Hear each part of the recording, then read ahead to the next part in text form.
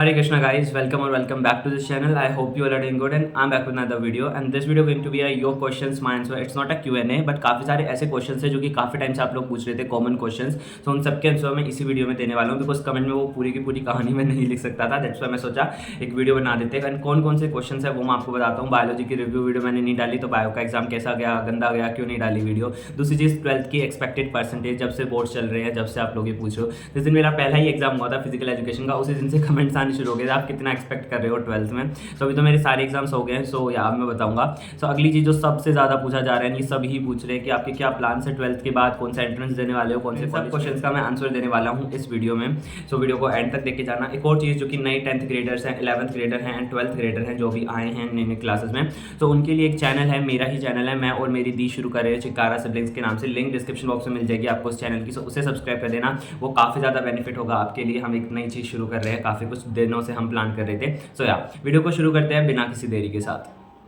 सबसे पहला क्वेश्चन, कितने दिनों तक वीडियो क्यों नहीं आया, लाइक बायो का रिव्यू वीडियो क्यों नहीं आया? बिकॉज मैं हर एग्जाम की रिएक्शन वीडियो डाल रहा था, बट भाई बायो के पेपर में मेरा सिर बहुत बुरा दुख रहा था और उसके बाद तो बुरा ही वाला हाल हो गया। तो मैं घर पे आके डायरेक्ट सो गया था टैबलेट लेके और फिर बस मैंने उस दिन एक शॉर्ट वीडियो डाली थी। आज 31 ऑफ मार्च आज मैं वीडियो शूट कर रहा हूँ एट एनी कॉस्ट, आज मैं इसे दिन में डाल दूंगा। सो इसीलिए अब एक हफ्ते के ब्रेक में बस मैंने 2 शॉर्ट ही डाली थी, एक तो जिबली वाली या गिबली वाली जो भी बोलते हो, एंड अगली चीज़ एक वो मैंने स्कूल की डाली थी लास्ट डे वाली, बिकॉज उस दिन मैंने बनाई थी तो मैं सोचा शॉर्ट ही डाल देता हूँ अगर लॉन्ग नहीं जा रही है तो।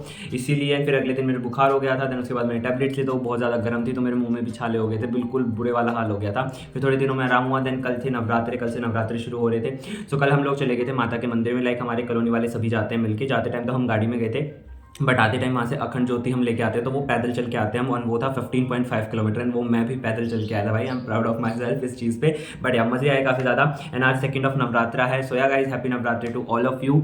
सो अब हम शुरू करते हैं वीडियो को। सो बायोलॉजी का मेरे पास सेट था भाई, सेट नंबर 3। सारे एग्जाम से मुझे सेट 2 मिला था, बट या बायो के अंदर मुझे सेट 3 मिला है। एमसीक्यू की अगर मैं बात करूँ भाई, एमसीक्यू मेरे सारे सही हैं, बट जब मैंने मैच करे आके बस मैंने एमसीक्यू ही मैच करे और अदरवाइज मैं और कुछ मैच नहीं करता।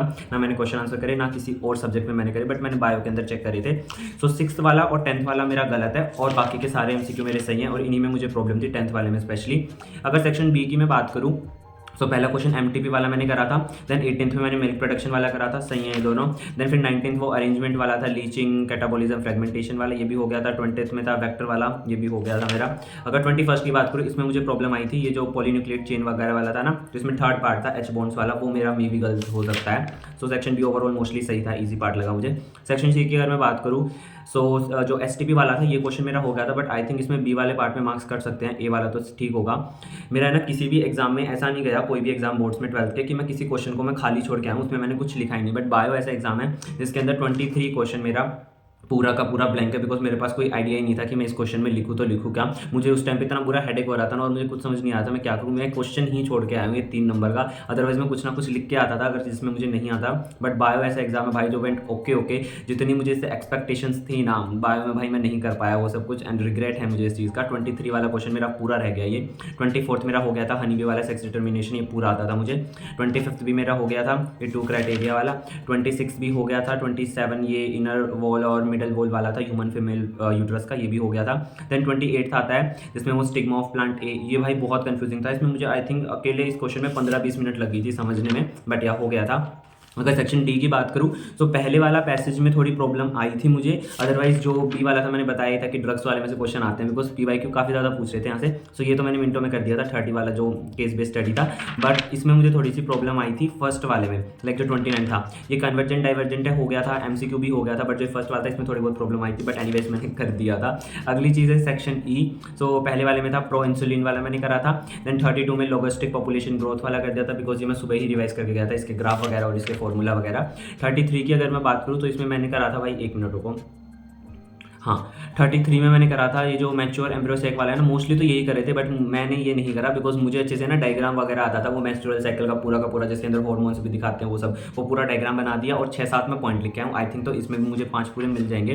मैंने भाई बायो में सोचा था अगर मैं सच्ची बताऊँ कि मुझे 95 प्लस मार्क्स लेके आने हैं। मैंने किसी भी सब्जेक्ट में रिएक्शन वीडियो में ये नहीं बताया कि मुझे इतने लाने थे इसमें या फिर इतने आएंगे, बट बायो से मुझे बहुत ज़्यादा एक्सपेक्टेशन थी और मैं उन पर नहीं खड़ा उतरा भाई, एंड मुझे सच्ची में इस चीज़ का रिग्रेट है। एक तो इसलिए मेरा सिर दुखने लग गया था बिकॉज पेपर वॉज लाइक अजीब लगा मुझे, ऐसे क्वेश्चंस मैंने प्रैक्टिस नहीं कर रखे थे। बिकॉज पता है करके मैं सारे आए हूँ, बट मुझे फिर भी ऐसा नहीं लग रहा कभी इसमें कोई पॉइंट रह गया हो। बिकॉज अब मुझे ये नहीं पता कि उसमें ये वाला पॉइंट कभी वो आता हो और वो मैं ना लिख के आया हूँ। सो इस चीज़ का मुझे टेंशन है, कभी वो ना आए तो उसके कारण मार्क्स कट जाए। बट इसमें मैंने सोचे थे कि मैं 95 प्लस मार्क्स लेके आऊँ, एंड आई थिंक इसमें मुझे 85 प्लस ही मिलेंगे। दैट्स द रीज़न मुझे 10 नंबर का झोल हो सकता है, बिकॉज मैं इसमें 95 96 सोच रहा था, बायो में अब 85 प्लस ही आएंगे जहाँ तक मुझे लग रहा है। बट या अगर मैं बात करूँ second question which is 12th की एक्सपेक्टेड परसेंटेज, तो देखो भाई वैसे तो सभी 90 प्लस ही चाहते हैं, बट अगर 80 प्लस भी आ जाएगी मेरी, so I am happy with it. Because जहाँ तक मुझे मेरे एग्जाम्स का लग रहा है, जहाँ तक मैंने अपने देखे हैं, सो आई थिंक 80 प्लस परसेंटेज मेरी बन जाएगी आराम से। एंड ज़्यादा बन जाए तो और अच्छी बात है भाई, अब टोटली डिपेंड्स ऑन चेकिंग कैसी क्या होती है। बिकॉज 10th में मुझे झटका लगा था मेरी परसेंटेज देख के, एंड लेट्स सी अब क्या होता है। The next question is after 12th plans and college और एंट्रेंस। तो देखो आई एम अ पर्सन की जिसने 11 से डिसाइड नहीं करा था कि मुझे उस कॉलेज में जाना है। ये मैंने Q&A में भी क्लियर करा था कि मेरा कोई ड्रीम कॉलेज नहीं है, और ना मैंने कभी सोचा था कि मुझे ये वाला कोर्स करना है। बट या अभी मैंने अपनी बहन से पूछा एंड काफ़ी सारे सीनियर से भी पूछा जो लोग अच्छे अच्छे कोर्स कर चुके हैं, जिन्होंने MBBS कर लिया है, या फिर बिकॉज मेडिकल फील्ड में सबसे ऊपर तो भाई देखो MBBS ही, अगर मैं बात करूँ सीधी सीधी जहाँ तक मुझे लगता है मेरी नॉलेज में। बट अगर मैं देखूँ एंट्रेंस में कौन कौन से देने वाला हूँ, सो नीट तो है ही, but let me clear again, मैं क्लियर करता ही आया हूँ, NEET is not life. NEET के लिए मैं ड्रॉप नहीं लेने वाला हूँ, but I will give NEET. So इससे मुझे मेरे से भाई इसमें कोई एक्सपेक्टेशन मत रखना कि मेरे 720 आएंगे या मेरे 650 प्लस आएंगे कि मुझे गवर्नमेंट मेडिकल कॉलेज मिल जाएगा। बट हाँ, मैं अपनी तरफ से बेस्ट दूंगा, बिकॉज मुझे भी कॉलेज चाहिए भाई। ऑफकोर्स मेरा भी एक तरीके से मन करता है अगर मैं एग्जाम दे रहा हूँ तो। बट हाँ, मैं नीट देने वाला हूँ। एम्स पैरामेडिकल भी मैं दूंगा, उसके अभी फॉर्म्स आए नहीं है, जैसे आ जाएंगे आई अपडेट यू गाइस। आप लोग भी दे सकते हो, उसमें आई थिंक 10-15 कोर्सेज होते हैं। अगली चीज़, जैसे जो हमारे गवर्नमेंट मेडिकल कॉलेजेस होते हैं ना, जैसे अभी मेरे नियर बाय में रोहतक में PGI रोहतक है, सो वो गवर्नमेंट मेडिकल कॉलेज है। सो उसमें एडमिशन लेने के लिए, जैसे कि ऑन्कोलॉजिस्ट या फिर रेडियोलॉजिस्ट के लिए, इन कोर्सेज के लिए हमें CET एग्जाम देना होता है। सो मैं CET एग्जाम दूंगा, एम्स पैरामेडिकल दूंगा एंड नीट दूंगा। CUET की अगर मैं बात करूँ तो CUET एग्जाम में नहीं देने वाला हूँ भाई, बिकॉज जहाँ तक मैंने अपने लाइक जिनसे भी डिस्कस करा, मुझे कुछ लाइक उसमें जो कोर्सेज भी मिल रहे थे उनमें मुझे इंटरेस्ट नहीं था, इसलिए मैं CUET एग्जाम नहीं देने वाला हूँ। फिलहाल मैं नीट दूंगा, एम्स पैरामेडिकल दूंगा एंड CET भी दूंगा। ये 3 एग्जाम में देने वाला हूँ, एंड और भी कुछ कॉलेज एंट्रेंस एग्जाम है, तो वो भी मैं देने वाला हूँ।